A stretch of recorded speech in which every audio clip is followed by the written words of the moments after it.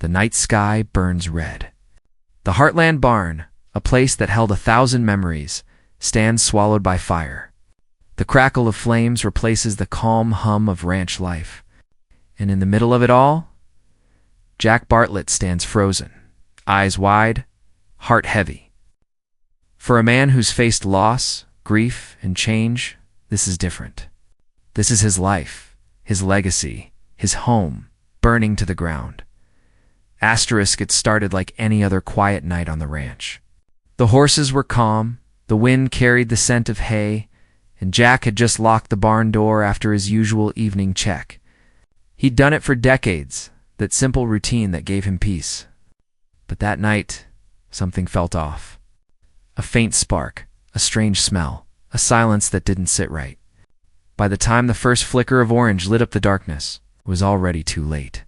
Jack ran faster than his age should have allowed. His boots slammed against the dirt as he shouted for help. "Amy, Tim!" Fire, his voice, usually steady and strong, broke with fear. He grabbed the hose, but the flames laughed at him, spreading faster, hungrier. The heat was unbearable, pushing him back step by step, until the smoke filled his lungs and his strength gave out. For a man like Jack, fire isn't just a danger. It's a thief. It steals the past, the wooden beams he built with his own hands. The tools passed down from his father, the stalls where Spartan and the other horses once stood. Every plank of that barn held a story. The laughter of Amy as a child learning to ride, the long talks with Lou about family. The quiet moments of peace he found after Marion's death. Watching it burn wasn't just painful. It was like losing a part of himself all over again. The rest of the family rushed out, Amy barefoot, Lou still on a phone call that fell silent in shock, and Tim grabbing a shovel instead of a bucket as if instinct could stop destruction. The neighbors came too, headlights cutting through the smoke. They formed a line with water buckets, but the fire had its own rhythm, feeding on wood and memory. Jack stood back, covered in soot, hands trembling, eyes glassy. He wasn't the kind of man who cried easily. But that night, under the smoke and chaos, his face told the story, heartbreak without words. When the fire finally died, all that was left was silence. The kind that hurts. The barn was gone. The walls had collapsed into black ash. The horses were safe, thanks to Amy's quick thinking, but the loss ran deeper than anyone could explain. The barn had been the soul of Heartland. It wasn't just a structure. It was where generations had found purpose. Jack didn't say much. He just stood there long after everyone else went inside. The moonlight reflected off the wet ashes, and his shadow looked smaller, older. Amy placed a hand on his shoulder, but he barely moved. You could see it in his eyes. The fire didn't just destroy a building. It reignited an old fear, the fear of losing everything he's built again. Later that night, as he sat on the porch, the silence pressed on him like the smoke had. His hands still smelled of burnt wood. The memories replayed in his head, his younger days fixing the barn after storms. The first time Amy rode Spartan there, and the laughter that used to fill those walls. Now, all he could hear was the soft crackle of what was left. Tim tried to talk to him. "We'll rebuild, Jack. You know we will." But Jack didn't answer. His gaze stayed fixed on the horizon where the barn once stood. For him, rebuilding wasn't just about hammer and nails. It was about whether he still had the strength, the will, to start again. And somewhere deep down, beneath the ashes and pain, he knew this wasn't just a loss. It was a test. The kind life throws at you when you think you've already faced enough. Jack Bartlett had seen fires before of anger, of loss, of heartbreak. But this was different. This one wasn't just outside. It was burning inside him too. As dawn approached, the first light touched the wreckage. Smoke still rose in thin, tired spirals. Jack stood, brushing the soot from his jeans, and whispered, almost to himself, "Heartland's been through worse." But even he wasn't sure if he believed it.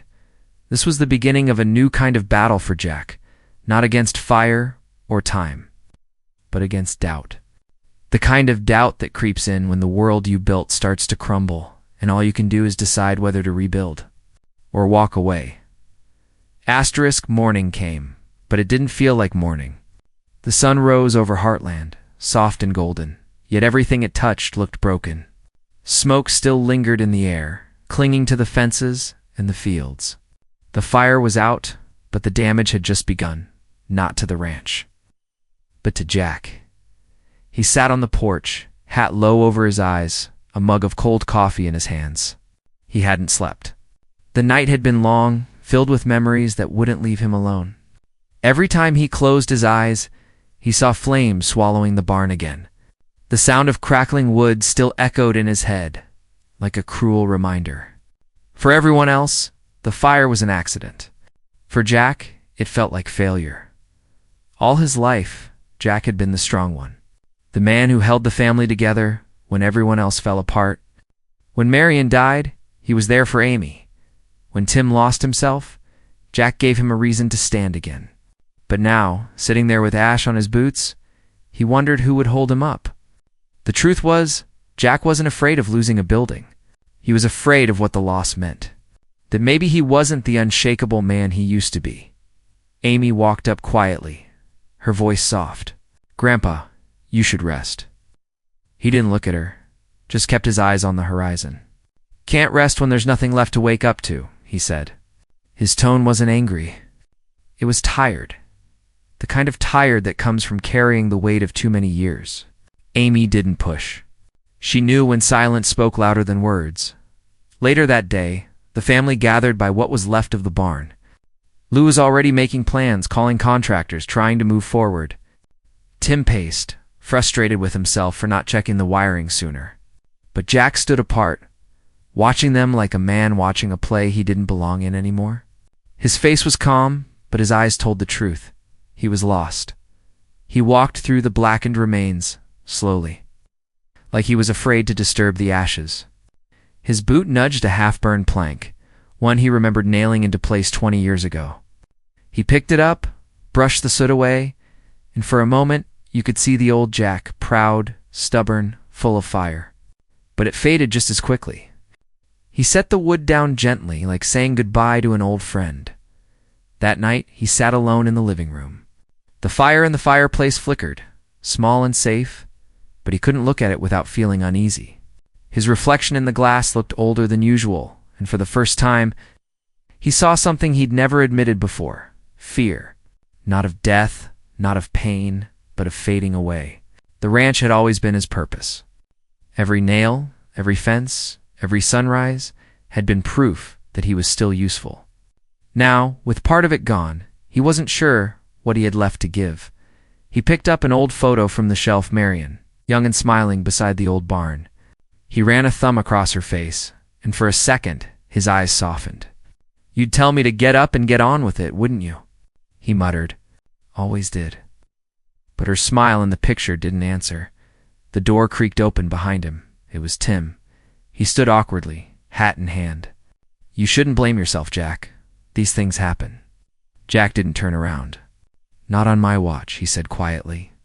There was no anger, just disappointment. Not in anyone else, in himself. Tim hesitated, then added, "You taught us all how to fight for this place. Maybe it's our turn to teach you how to let go." Jack finally looked up, meeting his eyes. For a moment, neither said a word. That silence, that heavy, honest silence, said more than any apology could.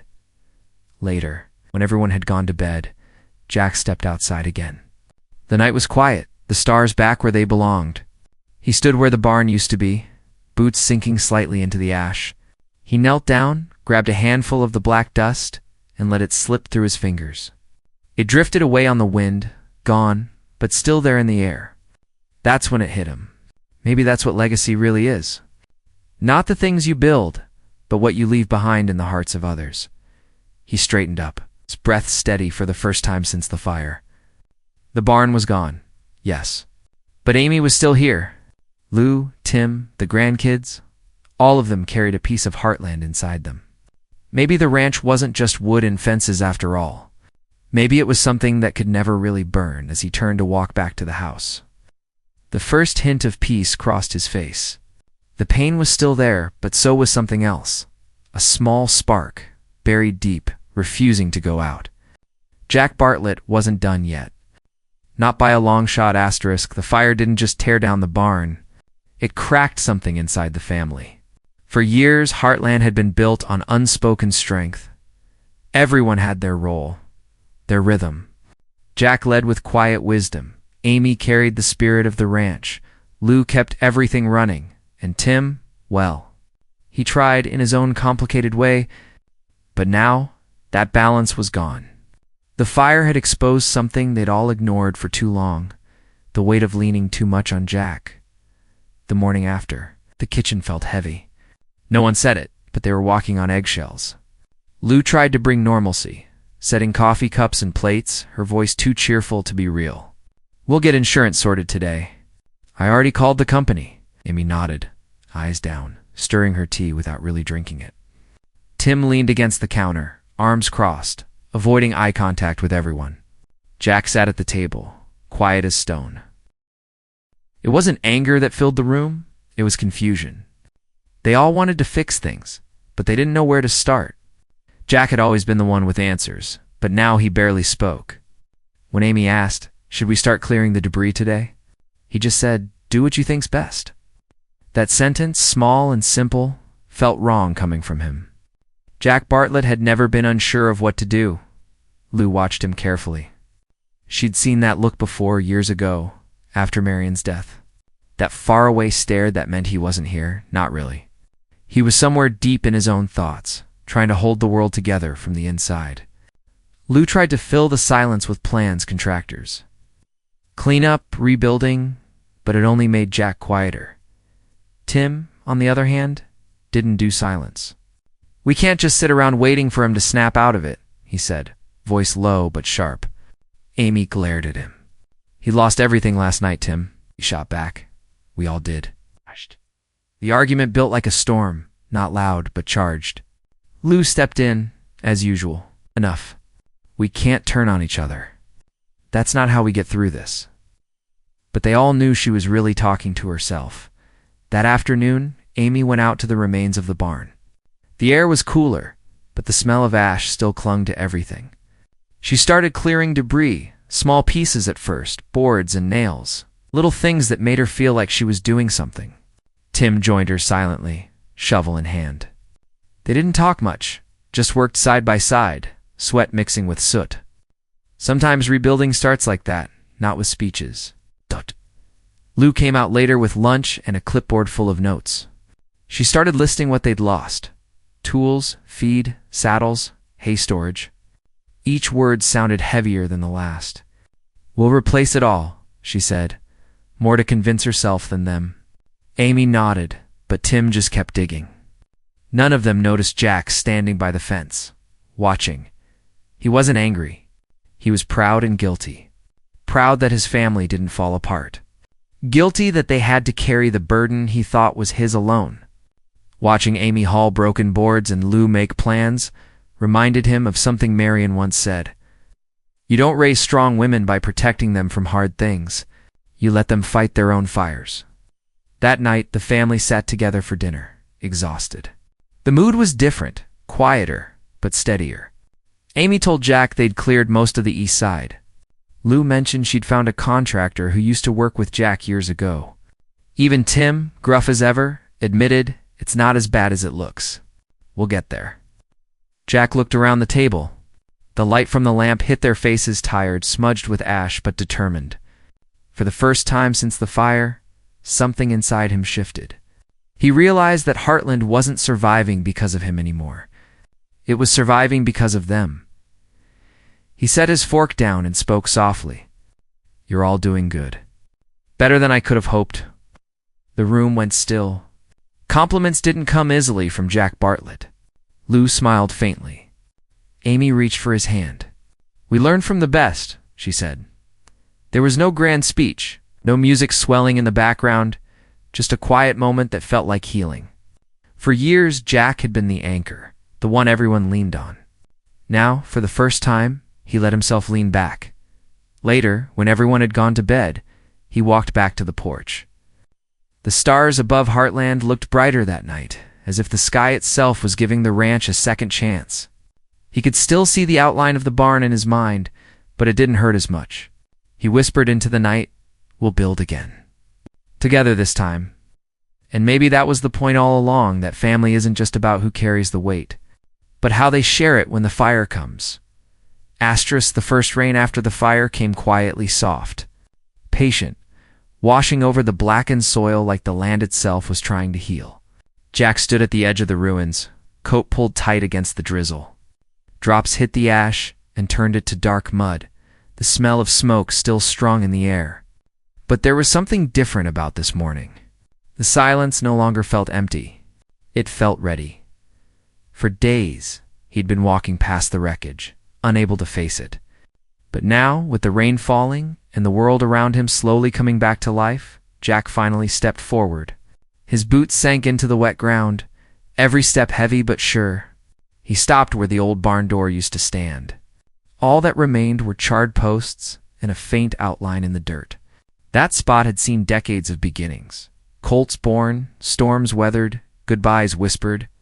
And now it was asking him for one more beginning. He bent down and picked up a rusted horseshoe half buried in the ash.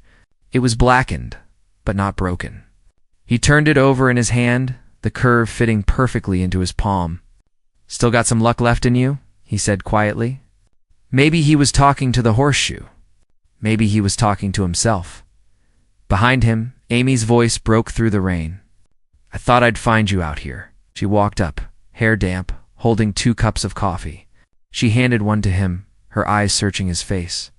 "You know, Grandpa, you don't have to fix everything right away." Jack smiled faintly. "Not fixing. Just figuring where to start." He looked out over the wreckage again. "This place has seen more storms than I can count," he said. "Fire's just another one. Burns hot, but it don't last forever." His voice was calm now, steady the way it used to be. Amy nodded, a small smile tugging at her lips.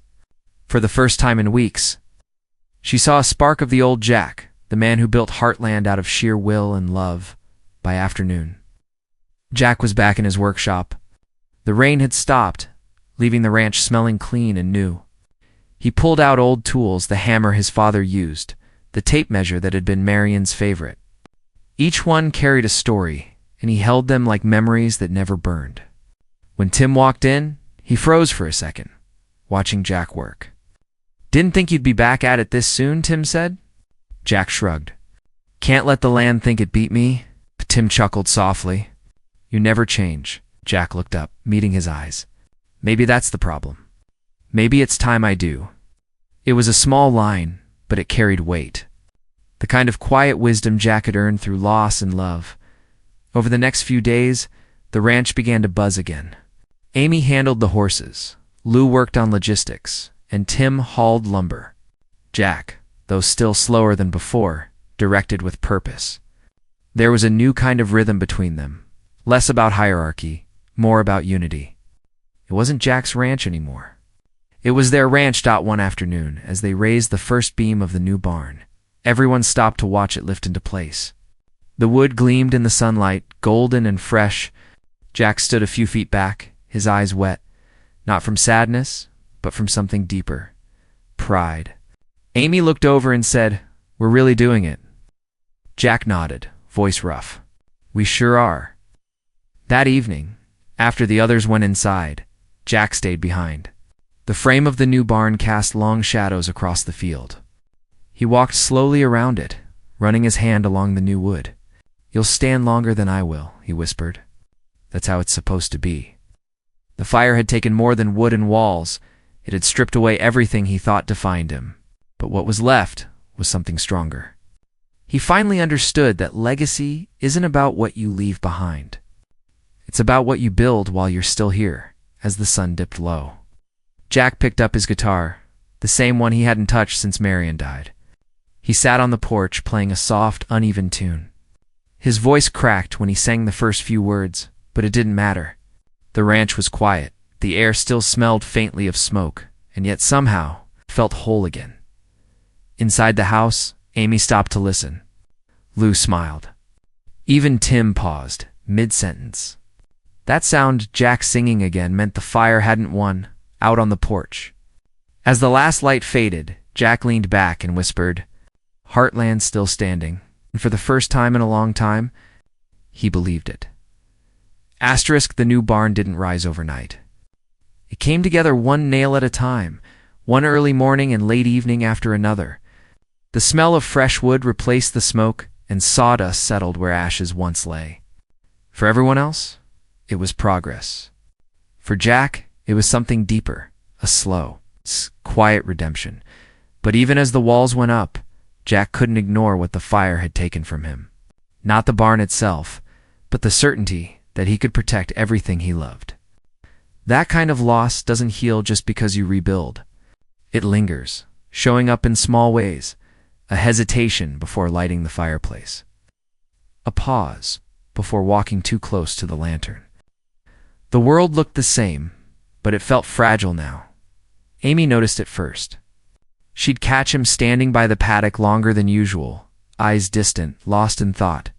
One evening, she joined him as the sun set behind the hills. "You still thinking about it?" she asked softly. Jack didn't answer right away. He just nodded. "Every time I smell smoke, I'm right back there. But then I look around, and I see what we've built since." He smiled faintly, a tired kind of smile, but real. "Guess that's the trick, remembering what's still standing?" That night, the family gathered in the half-finished barn for dinner. Lou had dragged out a table and a few chairs, and Amy brought food from the house. The open walls let in the cool night air, and the unfinished roof showed a sky full of stars. It wasn't polished or perfect, it was real, and that made it beautiful.